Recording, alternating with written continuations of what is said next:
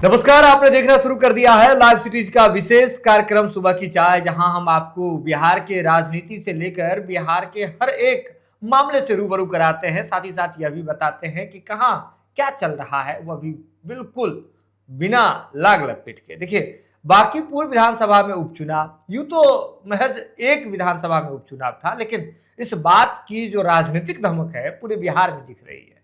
पूरे बिहार की बात छोड़ दीजिए, राष्ट्रीय स्तर पर भी इसकी धमक देखने को मिल रही है। इस पर तो बात करेंगे ही, लेकिन साथ ही साथ शिक्षकों के लिए भी एक खुशखबरी आई है, उस पर भी बात करेंगे। बहुत सारे ऐसे मामले हैं जिस पर हम बात करेंगे, और हमारे साथ बातचीत के लिए बिहार के जाने माने वरिष्ठ पत्रकार रवि उपाध्याय सर मौजूद हैं। तो सर, हम रोक नहीं पा रहे हैं खुद को, सबसे पहले हम उसी पर बात कर लेते हैं जिस बांकीपुर उपचुनाव पर सबकी नजर है। क्या कह रहे हैं आंकड़े, क्योंकि सर परसों तो मतगणना हो जाना है और अब तो वोटिंग भी हो गई, लोगों का किस्मत जो है प्रत्याशियों का ईवीएम में कैद है। नतीजे क्या आएंगे, आकलन क्या कह रहा है सर? देखिए, बांकीपुर विधानसभा का उपचुनाव आपने देखा कि जिस तरीके से 30 तारीख को हुआ, वोटिंग हुई। अब देखिए, मतगणना है, परसों मतगणना होगी। एएन कॉलेज में पूरा वज्रगृह बनाया गया है, तमाम सुरक्षा मुकम्मल व्यवस्था है, पैरामिलिट्री फोर्स है, सीसीटीवी कैमरे लगाए गए हैं, तमाम तरह की चौकसी बरती जा रही है और वहां पर रखा गया तमाम इलेक्ट्रॉनिक वोटिंग मशीन। और बांकीपुर की जनता ने चुन लिया है अपना विधायक।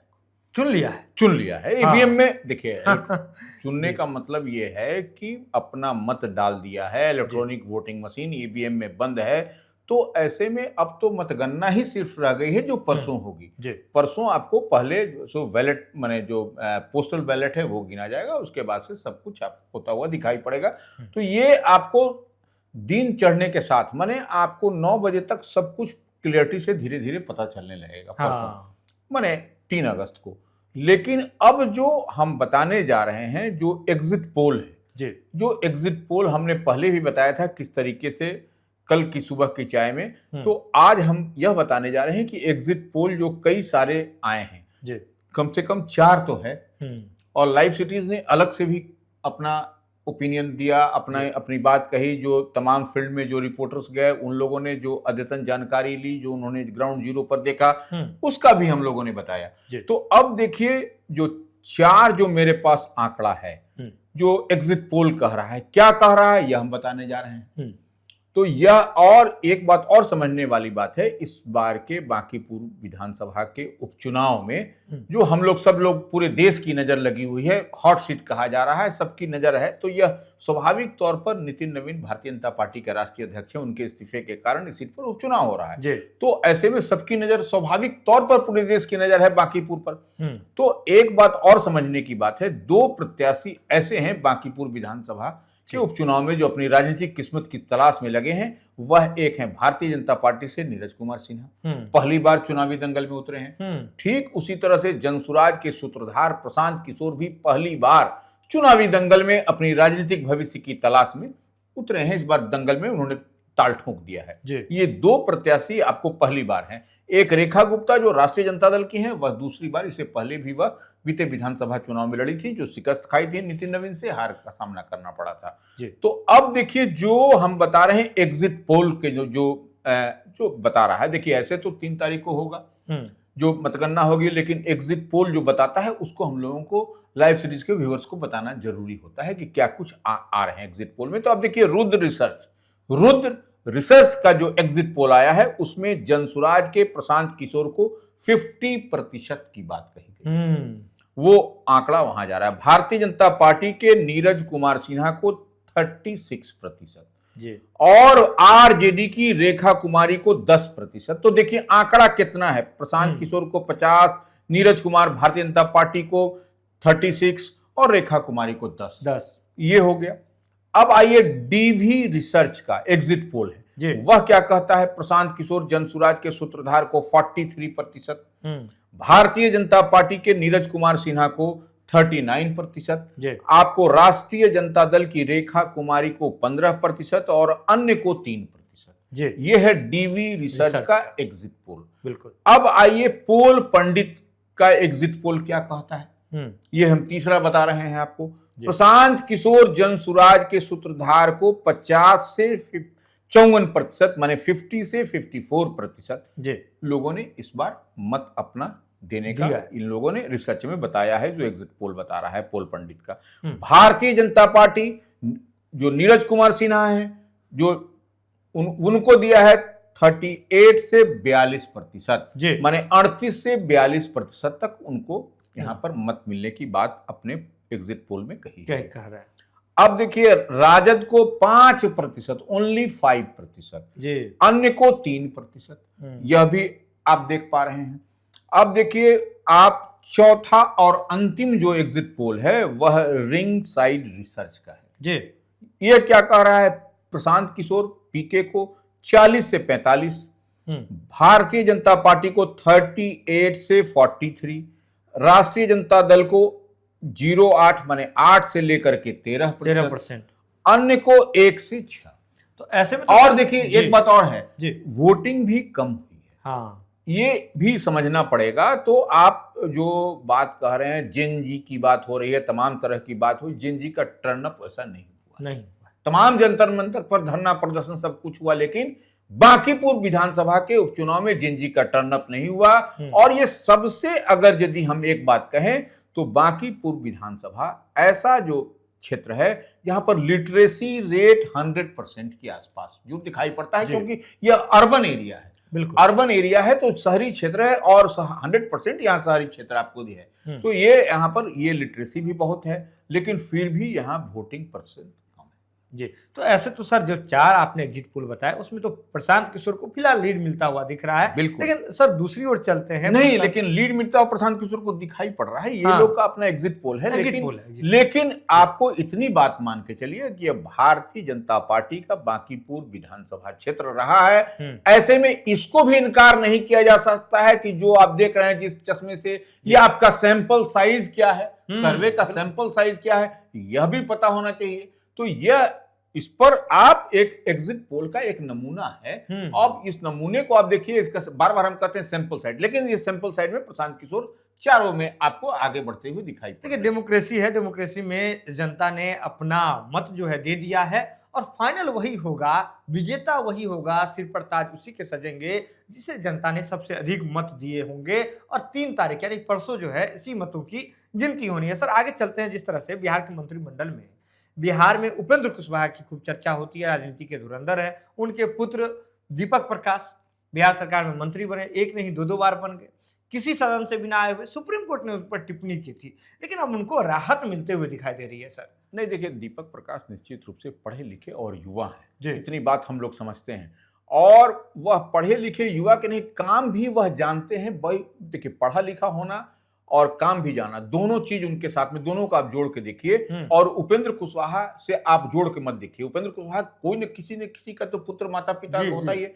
तो वो देखिए पंचायती राज मंत्री हैं, निश्चित रूप से एनडीए कोटे में वो हैं, आरएलएम उनकी पार्टी। तो आरएलएम को निश्चित रूप से 5 पांडव हम लोग कहते हैं एनडीए को, तो आरएलएम भी उसमें एक है। तो भारतीय जनता पार्टी ने उनको बनाया, तो भारतीय जनता पार्टी निश्चित रूप से अब जो संवैधानिक जो बात दिखाई पड़ती है कि वह, और यह मामला सर्वोच्च न्यायालय उच्चतम न्यायालय में है, यह मामले पर रिट याचिका भी दायर है। तो ऐसे में आप देख लीजिए कि जो है एक मुकम्मल तौर पर भारतीय जनता पार्टी की ओर से यह एक बड़ी तैयारी हुई कि आपको देवेश कुमार जो भारतीय जनता पार्टी के जो एमएलसी थे, उच्च सदन के सदस्य थे, तो वो सीट उन्होंने रिक्त किया है। और यह जो देवेश कुमार थे यह राज्यपाल कोटे से थे, राज्यपाल कोटे से मनोनयन नियम में। तो ऐसे में निश्चित रूप से अब आपको दीपक प्रकाश का रास्ता खुलता हुआ दिखाई पड़ रहा है एक सीट पर। अब आपको कुछ दिन पहले जब सुप्रीम कोर्ट में सुनवाई से पहले हमको लगता है यह सब कुछ आपको खेल होता हुआ दिखाई पड़ जाएगा कि राज्यपाल की अनुमति होगी, उसके बाद चुनाव आयोग को जाएगा, चुनाव आयोग की ओर से नोटिफिकेशन होगा, और उसके बाद से मुख्यमंत्री को अधिकृत किया जाएगा मनोनयन के लिए। ये होगा, ये प्रक्रिया है, ये मनोनयन के लिए अधिकृत किया जाएगा। मुख्यमंत्री जो है सो सम्राट चौधरी, वह जो है सो इनको मनोनयन करेंगे, और फिर जो है सो जो मंत्री हैं मंत्री बने रहेंगे, मंत्री में कहीं कोई दिक्कत नहीं है, फिर से होगा, फिर से। तो यह एक तब है कि उच्च सदन के सदस्य हो जाएंगे, तो यह एक बड़ा मामला है। तो सर आपने पंचायती राज विभाग की बात कर ली, लेकिन अब अगले विभाग की बात करते हैं। शिक्षा विभाग ने ताबड़तोड़ 2 फैसले लिए हैं सर। एक तो ऑफिस में अब मास्टर जी का फ़ोन रहेगा, क्या मामला है सर? देखिए, मिथिलेश तिवारी शिक्षा मंत्री हैं, कड़क मंत्री हैं जी। और दूध का दूध पानी का पानी करते हैं। नियम कायदा कानून से इतर वो कुछ नहीं करेंगे और जो काम विद इन लॉ होगा, जो आपको नियम कायदा कानून कहेगा वह तो 100% होगा, लेकिन उससे इतर आप अगर यदि चाहिएगा मिथिलेश तिवारी शिक्षा मंत्री से कुछ करना करवाना तो वह नामुमकिन है। इतनी बात मान के चलिए। तो इसी बात को शिक्षा मंत्री ने कहा है कि जो भी ऑफिस में रहेगा मास्टर जी, वो उनका मोबाइल जो है सो कहाँ रहेगा? प्रधानाध्यापक कक्ष। हाँ, प्रिंसिपल हेडमास्टर के कक्ष में रहेगा। इससे क्या होगा, स्कूल शिक्षक पहुंचकर प्रधानाध्यापक के कक्ष में अपना मोबाइल रख देंगे, जिससे कि शिक्षा का काम बाधित न हो। नहीं तो हेलो, किसी का फोन आ गया, बात करने लगे मास्टर जी, बच्चे को न पढ़ सकेंगे, न पढ़ा सकेंगे, न जो गुणवत्तापूर्ण शिक्षा देना है, क्वालिटी एजुकेशन देने का जो सरकार ने, सम्राट चौधरी की सरकार ने मन मिजाज बनाया है, वह आपको नहीं हो पाएगा। तो ऐसे में निश्चित रूप से बड़ा कदम है उनका। देखिए आपने बिहार के सरकारी स्कूलों में देखा होगा, कई तस्वीरें वीडियो निकलती है कि लोग व्हाट्सएप चलाते रहते हैं, टीचर जो है गेम खेलते रहते हैं, रील बनाते रहते हैं। तो ऐसे में अब जैसे ही शिक्षक विद्यालय पहुंचेंगे, उनको अपना फोन जो है प्रधानाध्यापक कक्ष यानी कि ऑफिस में जमा करना होगा। इसके बाद ही क्लास में इंटर करेंगे, जिससे पढ़ाई लिखाई में कोई दिक्कत नहीं हो। लेकिन इसके साथ ही बिहार के शिक्षा मंत्री मिथिलेश तिवारी ने एक और बड़ा फैसला लिया है। आपको बता दें कि ट्रांसफर पोस्टिंग को लेकर के उन्होंने बड़ा अपडेट दिया है। और ट्रांसफर पोस्टिंग पे सर जो बड़ी अपडेट जो आई है उसके बारे में क्या है? देखिए, वो निश्चित रूप से फिर एक और भी उनका जो है सो फैसला आया है कि शिक्षा मंत्री मिथिलेश तिवारी ने कहा है कि ट्रांसफर की प्रक्रिया ऐच्छिक बिना आवेदन के नहीं होगी। ये एक बड़ा फैसला है। तो ये आपको निश्चित रूप से आपको बड़ी बात है कि आपको ऐच्छिक लेना है तो आपको, माने ऐच्छिक का मतलब कि आपके मनोनुकूल अगर लेना है तो आपको आवेदन देना पड़ेगा, उसके बगैर नहीं। यानी कि अगर जो प्रक्रिया जो अभी ट्रांसफर पोस्टिंग के लिए एसओपी जो जारी की गई है, उसमें कई लोगों को संशय था कि क्या सबका ट्रांसफर पोस्टिंग किया जाएगा, तो अब शिक्षा विभाग ने स्पष्ट कर दिया है कि ऐसे ही लोगों का ट्रांसफर होगा। और वो देखिए, कंप्यूटर बोलेगा। आपको हमको किसी को बोलने की जरूरत नहीं। वह ऐसी व्यवस्था मिथिलेश तिवारी शिक्षा मंत्री ने की है कि कंप्यूटर ही बोलेगा। इसलिए अब कोई इसमें झोल झाल की बात नहीं है। लेकिन सर, जिस तरह से इधर की बात होगी शिक्षा व्यवस्था की, शिक्षा विभाग की बात होगी, लेकिन बीजेपी में कल एक बड़ा प्रेस कॉन्फ्रेंस किया गया, जिसमें तो सीधे तौर पर कह दिया कि तेजस्वी यादव और प्रशांत किशोर हाथ मिलाए हुए हैं। देखिए, निश्चित रूप से अजय आलोक भारतीय जनता पार्टी के प्रदेश मुख्यालय में प्रेस कॉन्फ्रेंस करके उन्होंने एक एक चीज को, देखिए बांकीपुर विधानसभा का उपचुनाव के नतीजा तो भी नहीं आया है, लेकिन उसके पहले जो धमाक चौकड़ी दिखाई पड़ रही है, अजय आलोक ने कहा है कि तेजस्वी ने प्रशांत किशोर जो जनसुराज के सूत्रधार हैं, जो प्रत्याशी भी है, गुप्त समर्थन किया है। गुप्त समर्थन। और उसके बाद बीजेपी, ये समर्थन क्यों है? बीजेपी को हटाने के लिए, बीजेपी को माने यह सीट नहीं आए बांकीपुर, इसके लिए। और तेजस्वी और जनसुराज के बीच में साइलेंट अंडरस्टैंडिंग माने आपसी तालमेल, आपसी समझौता हुआ है। और चुनाव के दौरान भी यह देखने को मिला कि प्रशांत किशोर जो जनसुराज के सूत्रधार हैं, स्वयं कैंडिडेट थे बांकीपुर से, उन्होंने तेजस्वी के खिलाफ कुछ भी नहीं कहा। ऐसे तो आग उगलते थे तेजस्वी के खिलाफ, आरजेडी के खिलाफ, लेकिन कुछ नहीं बोला। कि ये एक बड़ी बात भाजपा की ओर से कही गई, मतलब बीजेपी की ओर से बड़े आरोप जो हैं वो लगाए गए हैं। लेकिन सर, जैसे ही यह प्रेस कॉन्फ्रेंस हुआ, जनसुराज की ओर से भी जवाब मिलना शुरू हो गया। एक तो जनसुराज के नेता लोग जीत का दावा कर रहे हैं, क्या कुछ मामला निकल के आ रहा है? देखिए, निश्चित रूप से जनसुराज के नेता दावा कर रहे हैं, और किशोर कुमार मुन्ना जो बड़े नेता हैं जनसुराज में, निश्चित रूप से पूर्व विधायक रहे हैं, उन्होंने तो कहा है कि 25,000 से जनसुराज के उम्मीदवार या प्रत्याशी जो हमारे हैं, नेता हैं प्रशांत किशोर, वह जीतेंगे। अब देखिए, उसी पर देखिए कुमार सौरभ जी ने कहा, राष्ट्रीय प्रवक्ता हैं जी जनसुराज के, उन्होंने कहा है कि बीजेपी ने मान ली है हार, तभी प्रशांत किशोर पर तेजस्वी से मिलने या तेजस्वी से अंडरस्टैंडिंग की बात का आरोप लगा रहे हैं प्रशांत किशोर। तो ये देखिए, यह तो चुनाव है, इसलिए आरोप प्रत्यारोप इस तरीके से लगता रहेगा, यह कोई बड़ी बात नहीं है। देखिए, अब देखिए परसों गिनती होना है और गिनती के बाद मतगणना नहीं, लेकिन एक बात और है जी सर, ये एडीजी जो ट्रैफिक हैं सुधांशु कुमार, उन्होंने एक बड़ा आदेश दिया है, उससे कई लोगों को राहत भी मिलेगी। अब देखिए, सिपाही, हवलदार, एएसआई हर चौक चौराहे पर आपका मोबाइल से ये वो आपका चालान काट देते थे। अब जो है सो स्पष्टता के साथ एडीजी अपर पुलिस महानिदेशक मुख्यालय सुधांशु कुमार ने यह निर्देश दिया है जी। कि अब ये इस तरीके से जो सिपाही, हवलदार और एएसआई नहीं काट पाएंगे आपका वाहन का चालान। तो ये एक राहत वाली खबर एक राहत वाली, यानी कि वो आपके वाहन को रोक करके जांच भी नहीं कर पाएंगे। लेकिन बांकीपुर पर जो चुनावी टसन के बाद राजनीतिक टसन शुरू है, उस पर परसों जो है मतगणना है। लाइव सीरीज की टीम जिस तरह से आपको वोटिंग के दौरान हर एक पहलू, उसके बाद एग्जिट पोल के माध्यम से जो जमीनी एक्सपीरियंस है उसको भी आपसे साझा किया। तो आप बने रहें लाइव सीरीज के साथ। लाइव सीरीज की टीम बिना लाग लपेट के अनफिल्टर्ड तरीके से हर एक चीज, हर एक जानकारी जो है आपसे जरूर साझा करती है। अगर आज की इस खास एपिसोड को आपने यूट्यूब प्लेटफॉर्म पर देखा है तो आप सब्सक्राइब कर लें, शेयर करें। फेसबुक पर देखा है तो हमारे फेसबुक पेज को आप फॉलो कर लें, इसे भी शेयर करें और हमारा मनोबल बढ़ाते रहें। यूं ही हमारे साथ बने रहें। बहुत बहुत धन्यवाद।